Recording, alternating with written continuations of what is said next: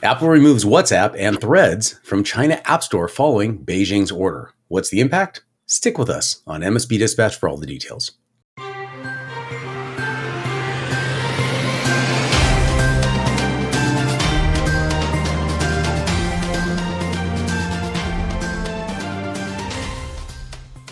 In our story from Reuters.com, Apple pulls WhatsApp and Threads apps from China's App Store after Beijing's order. Apple has complied with a Chinese government order by removing Meta Platforms' WhatsApp and Threads from its China App Store, citing national security concerns. Telegram and Signal were also pulled out, indicating a tightening grip on foreign messaging apps. This move signals less leniency for Apple in China, although other Meta apps like Facebook and Instagram remain available. The reason behind the removals are unclear, but Apple emphasized its obligations to adhere to the local laws. Meta declined to comment and referred all queries to Apple. The Chinese Cyberspace Administration has not yet responded to requests for comment. Tom, I feel like the irony in this story, we're banning your app TikTok, and we're banning your app WhatsApp and Threads. We're banning your cellular telemetry systems and networking equipment, and we're going to ban your aspirin soon. I don't know. What's the next step here? Like, what am I seeing? Am I overreaching on this, or is this kind of getting weird? I think a lot of it has to come down to the other announcement that was made, which was the fact that we have end-to-end encryption options in things like WhatsApp. And that doesn't bode well for authoritarian governments. And we just have to say what it is. They are very authoritarian. They want to have control and access to any of the media that their citizens are sending back and forth. The Great Firewall of China doesn't just apply to the internet, but also to the way they communicate.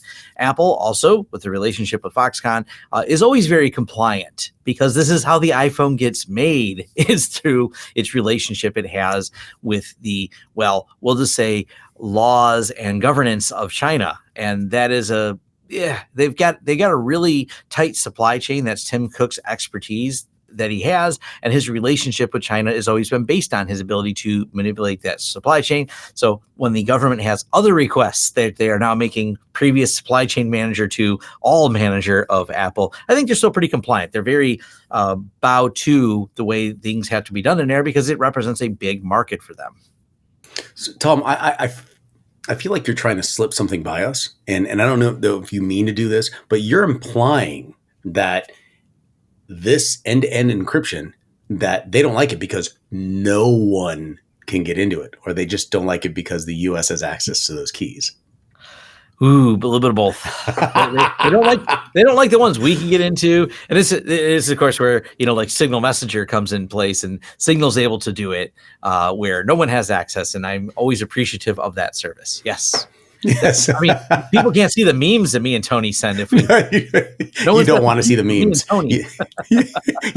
You cannot recover psychologically from the memes that go back and forth between Tom and I. So if this end-to-end encryption is an issue, is this going to further polarize not just countries as a whole, but the technology providers and the technology standards, consequently the operating processes that rides on top of these technologies? What is the impact going to be over the generations, as clearly from a state-run perspective, there is a preference of control? What are your thoughts on this? We're already seeing some of the segmentation in the market where China wants to use their own chips because we're not allowing them to use certain chips. I think it's just going to further fragment it. There is a big enough economy in China, or at least appears to be, because they're a little opaque exactly how the mechanics of it work. It appears to be enough people, though, that they could be where they segment off. And there is that fork that happens where the two things aren't quite as compatible as they used to be. And China maybe grows more